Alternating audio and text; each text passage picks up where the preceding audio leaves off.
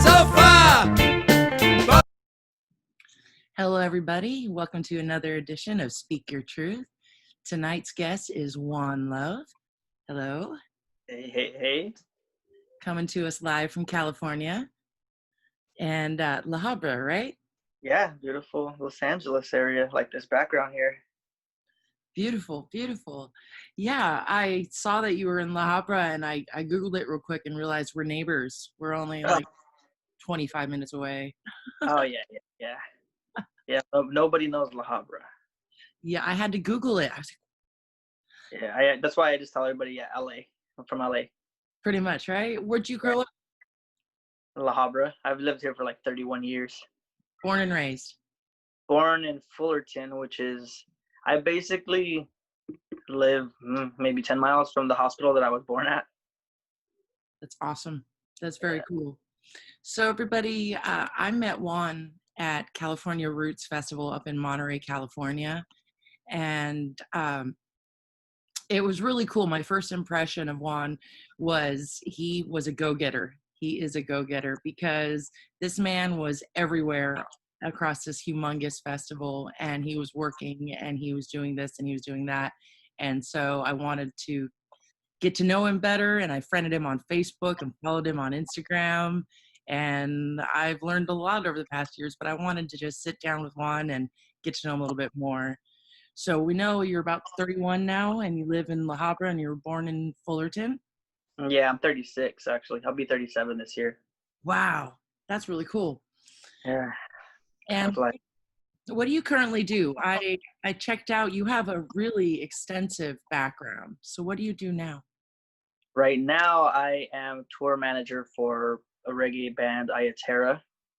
And then, so that's pretty much all I do now. I am on the California Roots staff, but that's obviously just like a one-time-a-year event, and it also depends on if I'm on tour with the band or if my band's playing the festival, then I have to really work out, like, who shares me, how much can they share me, or do I just dedicate to one of the businesses that, one of the bands or whatever position they give me. Like, I don't like, I want to be able to do a good job, so I don't like being split. I would rather just take it on one job and know that I can devote everything to it. But right now it's Ayaterra.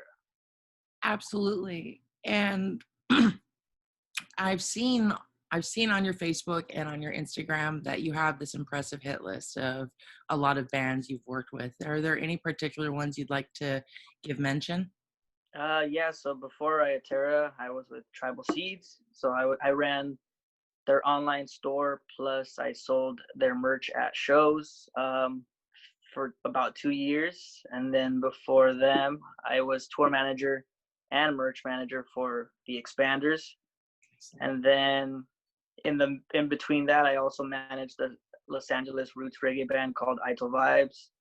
Then as a musician, then I also did merch for Arise Roots. That was actually the first band I ever did merch for, and that was back in like 2014. And then before all of this, I was a musician, and then so I played keyboards for a band called Beyond Eyesight from 2010 to 2015. And then we eventually backed artists like Gonzo, Josh Heinrichs, Skillinja, like Preston Lee. The band backed like Leilani a few times without me, and like Ian Young on this roots musician tour. So yeah, I think that's why so many people know me. They've just seen me around for 10 years doing whatever it is. They just, I think they just recognize the face and they're just like, I don't know where or what, but I've seen this guy before. And it's crazy too, because for how old you are, how many years you are, and how much experience you have in the industry, you look so young. Yeah, maybe it's all this running around I'm doing. It might be. Yeah, what's your current passion project? Right now, passion project is I just launched my own apparel company on March 13th. That just kind of came about from a random idea that popped into my head on a night drive to Chicago on this last tour with Ayaterra. So launched that on March 13th, and that's really where all the passion. I even have my son who's 12 years old helping me out, teaching him the ropes of running a business and spreadsheets and Google Docs and just all the things that I learned along the way to help me manage all this information that just kind of comes and goes on a day-to-day basis. So yeah, that's where my heart's at right now, is just Rastafari apparel. That's beautiful. What was the inspiration for the name Rastafari Clothing? So the name and concept kind of just came about from just wordplay. Raza means like the people, our people, the community in Spanish. And, you know, Rastafari obviously is synonymous with like reggae and Jamaican music. So I just put the two together. And it's something that I threw around for years, just around people, just kind of to get a joke or a giggle. And then on a nighttime drive, I was just, I don't know, it just clicked. Maybe it was like 1 or 2 in the morning driving into Chicago.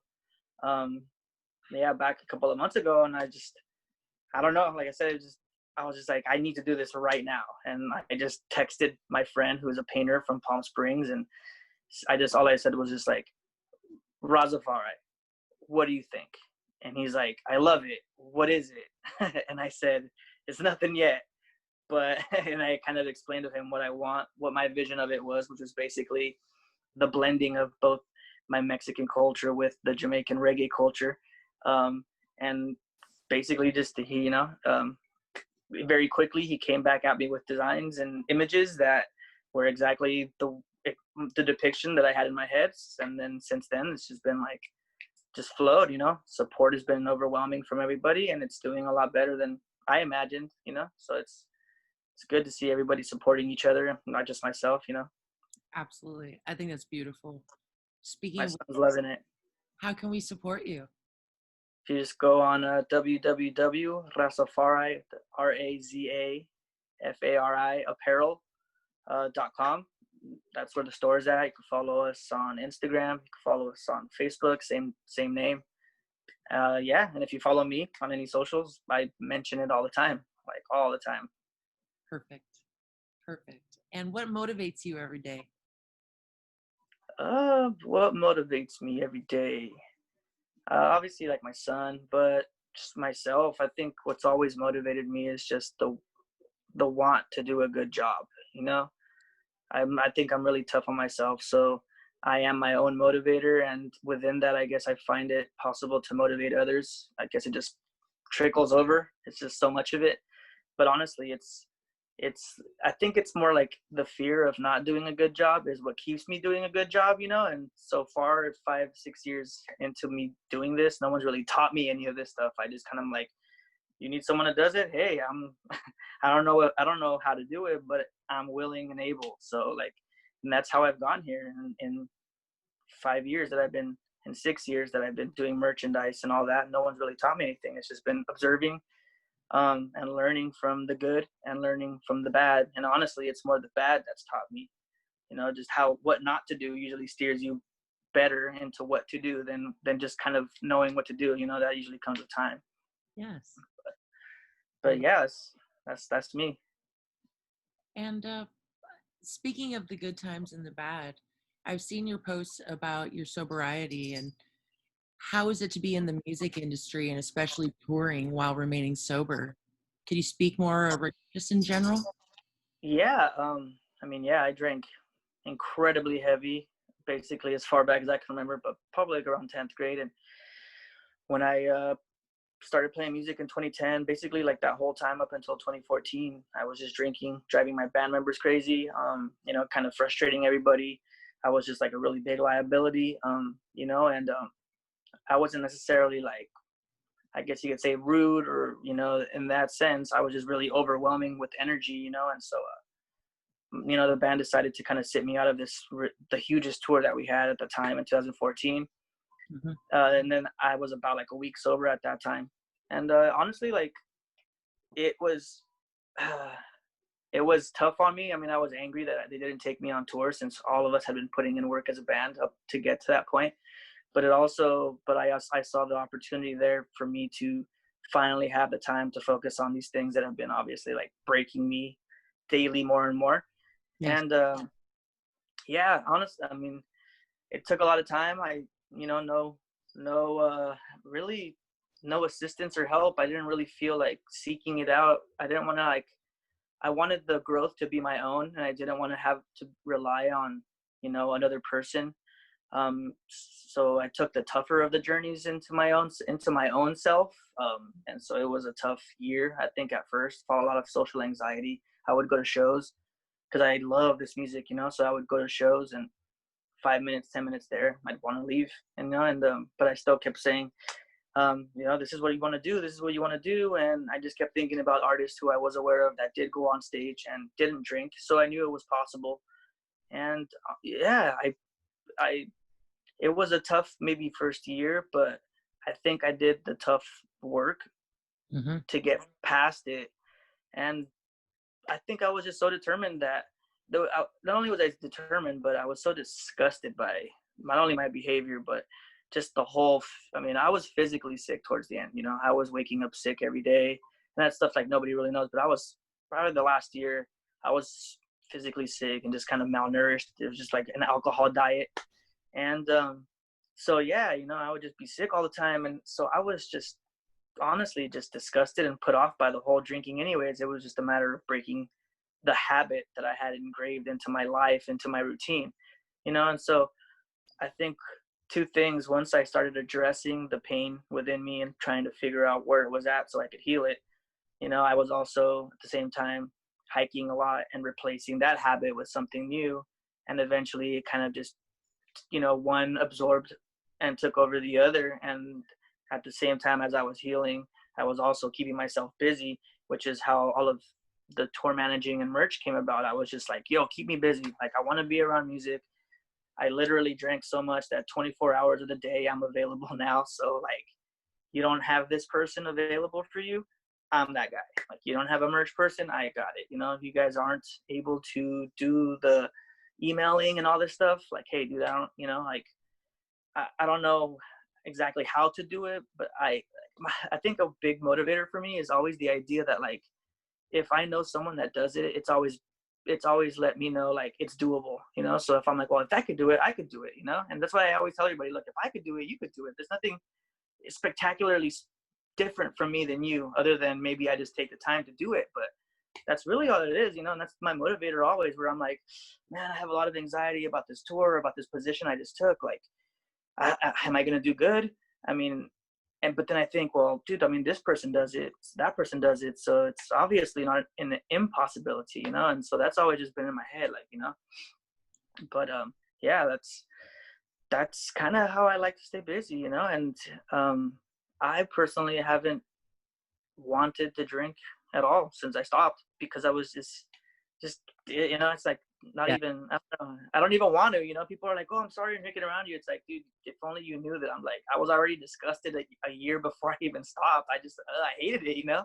sure. So, and it's not like I'm disgusted being around it now. It was just more so like everything about what it did to me physically, emotionally, and in every way. I was just like, dude, like in my head, I'm just like, it's not appealing. It was never appealing to begin with. I was even talking to my friend yesterday where I was like, I can't even recall if it was even fun. You know, it was just a matter of a lot of stress in my life from personal things. And that was basically myself calming the nerves and self-medicating, you know. And once I took a dive into all of those things and kind of put in my effort to fix them or accept them, I think it was a big step in me just knowing I would never go back for those reasons. And here we are still. Right on. Right on. Thank you for that. I really appreciate you sharing. Of course. Um, what's along those lines? Do you have a motto? I always so I always say allow it. You Yeah. know, everyone knows me. I hashtag it. I mean, I've hashtagged it in almost every one of my posts for the last, shoot, maybe 6 7 years. And you know, it's just, it started off as something that we picked up from a movie, just a random British movie, just literally just says it maybe twice in the movie. And like, it became just something that I would always like allow it. Like, you know, even with my band, it would just always be part of our posts. It just became something like synonymous with Beyond Eyesight. And then you know, I just started posting it a lot. And then along the way, I kind of realized what it was, you know. And it was kind of like allow it was kind of like let it be, you know, just the act of accepting and letting go. You know, when you allow things to be, you tend to like not live a tense life, because you're kind of just accepting and letting go at the same time. So that's always been my perspective on allow it, you know? And so I say it, and eventually people start catching on to it, and I'll hear people say it, like if they see me or something like that, or if I make a post, you know, they'll like hashtag allow it after me. But yeah, Cool. I think that's something I go by now, is just allow it, you know, the act of the law of allowing, you know, and the practice of it. That's amazing. I was really curious. I've seen you hashtag it a lot. I was wondering what the origin was. That's a great story. Transitioning to what I call the quick round. This is where we just have a little bit of fun. Huh. So, are you ready? Yeah, born ready. All right, let's do this. So, first one, favorite piece of clothing you own? Favorite piece of clothing I own, and I would have to say, other than this dragon mask that I got for Halloween on this last tour, it'd have to be my Mexico jersey that I have. It's like by this company that used to make like reggae jerseys. They're really nice quality jerseys, but it's Mexico since I'm Mexican, and I've always just been proud of wearing it, you know, because you don't really see much of that type of apparel in the reggae community, which is kind of why I started my thing. But Yeah, yeah, so I like whenever we're reggae shows and it's a warm day, but you'll catch me wearing the Mexico jersey for sure. that's cool. Top five songs or artists? Oh, that's for sure a tough one. Honestly, I can't even say. I'm like a music junkie. I every hour I'm listening to a different genre, to a different artist. I always keep everything in shuffle, and Oh, like I yeah, everything, like always. But in the mornings I listen to Spanish music, and then you know there's dub reggae. I mean, it's just all day oldies. You know, I love oldies. I love rock steady. I love reggae, Spanish reggae. You know, and music that I grew up my parents listening to in Spanish. Just music is my life. So I don't know. I just love it all. did you have any specific influences to your own brand of music? Yeah, I really liked like Hawaiian music that was I was listening to back at that time, which would be like, you know, Ukla the Mock and like Innovision, the Steppas. Back in that era, back in like 2000, shoot, maybe 8, 7, probably sooner than that, I would say. With the mixture of just, I've always been a roots head. I just love 70s, 80s Jamaican roots. So, you know, heavily influenced by just all of the greats, like, you know, and people that aren't even known, just, you know, Hugh Mandel and Bob Marley, obviously, and just Peter Tosh and just harmony groups. I mean, honestly, yeah, like I said, I just love music. You know, you Awesome. never know what I'm gonna be listening to just because it's just a mood. You know, if I feel a certain mood, like every rainy day, whenever it's raining, classic rock always since high school. That's just my go-to. I'm the same way. I think on Spotify, I have about 35 public playlists because they're all different. I think I do too, and I think the most popular of my playlists on my Spotify, and if you have it, just follow me. It's Juan Love, but the most popular of my playlists is this reggae Christmas playlist that I have that I always blast come Christmas time, and it's like one that I've just blended over like the last couple of years, and yeah, every year I can't wait till it comes back around so I can play that playlist again. That's cool. I will follow you and I will find that playlist. Yeah, yeah, people are always like, "Oh, do that reggae Christmas though. That's the one." So people are liking it. I made a 8-hour playlist called Quarantini. Nice. eight Yeah, hours. 8 hours. That's a long quarantine. It's a long quarantine. Yeah, for real. That's a long session. um, so this one, it's open ended and it's sort of 5-part, and you can just pick and choose which parts you want to answer and how you want to answer it. But basically, 5 years into the future. So we're looking at 2025. Tell me what it looks like to you. Yeah, you know what? People always ask me that question, like, where do I see myself in a year or 6 months? And the answer is always the same. I don't know where I'm going to be, what I'm going to be doing. I just know that I'm going to be giving it my all.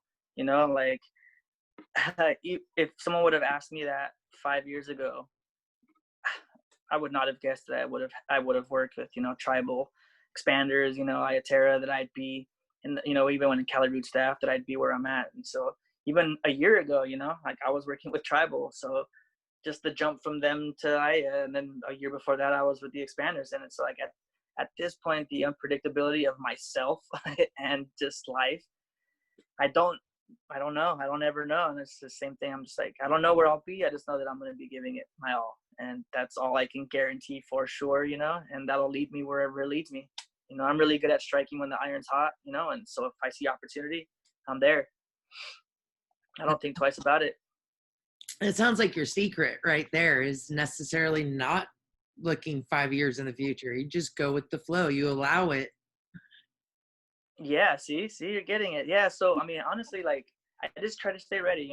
Like there's a lot of people that like wish, like, oh, I wish I had this. I wish the opportunity would come my way. They just spend a lot of the time wishing, and Mm-hmm. not enough time preparing. And so for me, that's why I always tell people, like, stay busy, just keep yourself busy, because that call will always come. And if it falls upon you and you're so busy hoping and praying for something that you're not preparing for it, then it's just going to slip right through your hands to the next person. So I've always just I stay ready. And honestly, a lot of these opportunities I've been nervous about, but I've definitely not let those nerves stop me from trying and coming out at the end with the experience and being like, oh, okay, I was able to do it. I did it. No, no bad reports, and no complaining. So here we go, and that's kind of where I've been, and just going back and seeing where I can improve. I'm always trying to improve. So same when I'm with my crew, when I'm in a band or whatever, I'm just not complacent. Like, even if something's working really good right now, I'm still trying to see a better way, a faster way, a more efficient way, just how helpful can I be with the least amount of energy being exerted, in a certain way. So that's how I usually try to work. That's innovative right there. I love it.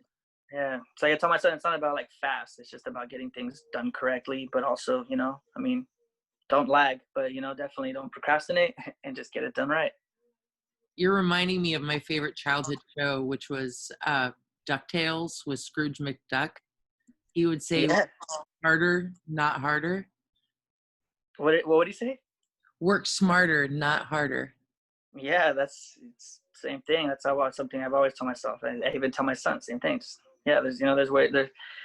My dad worked hard his whole life, Mm-hmm. so I'm about it because I've been working with him since I was 8 years old. My dad has hit his own gardening business my whole life, so I didn't have all my weekends and summer vacations were spoken for always. And if I got in trouble at school, suspended, whatever it was, we already knew where I'd be.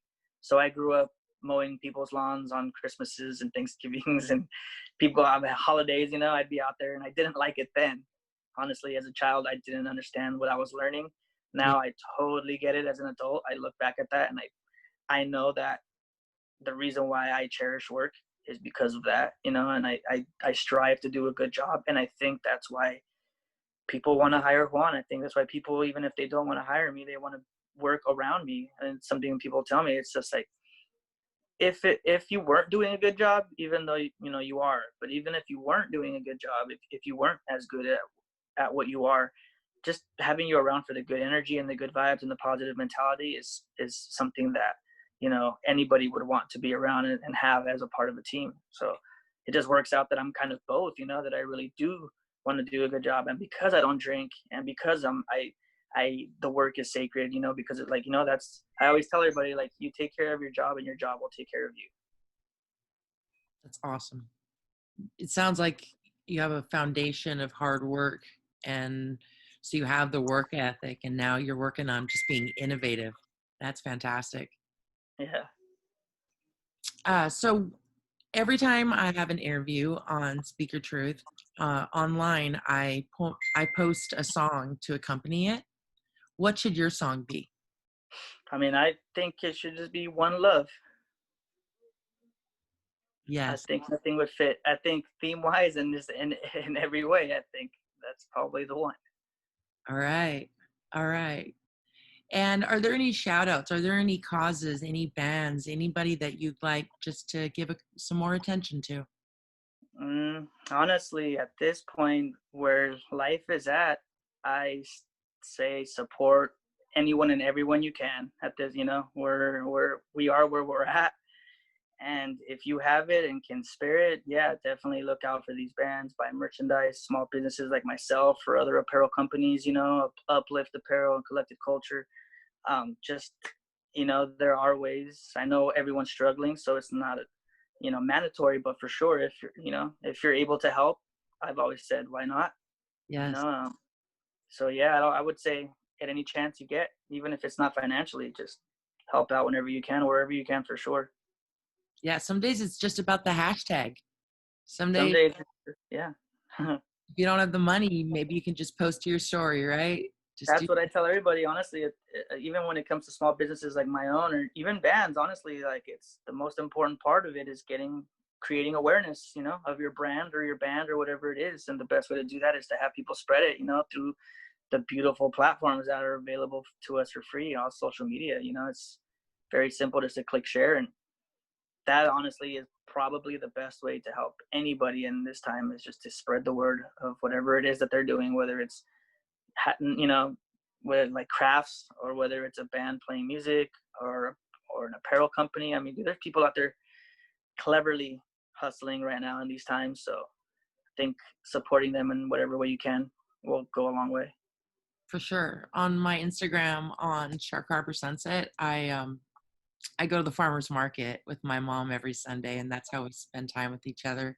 Even during COVID, it's been open. We just have masks and have to be 6 feet away, etc. But I make sure to take pictures, and if they have an Insta, I tag them and promote the farmers market because I can. Yeah. I mean, honestly, and that's, like I said, it's the simplest way, and it's probably the most effective way to really help people. All those places are always like, hey, send us a Yelp or, review, because they're aware that how much that, how much um, rapport with customers, but also just how important it is for people to be talking about their businesses. Great. Well, you know what? This has been a really great talk. I feel like I've learned a lot about you. I've learned a lot about your new brand, and I'm going to be sporting one of those during this summer for sure, and hashtagging everything I can find. So, yeah, thank you so much for taking the time today and for supporting my new endeavor. Of So, course. Of course. Thank you for reaching out. absolutely. One love. All right. Have a good night.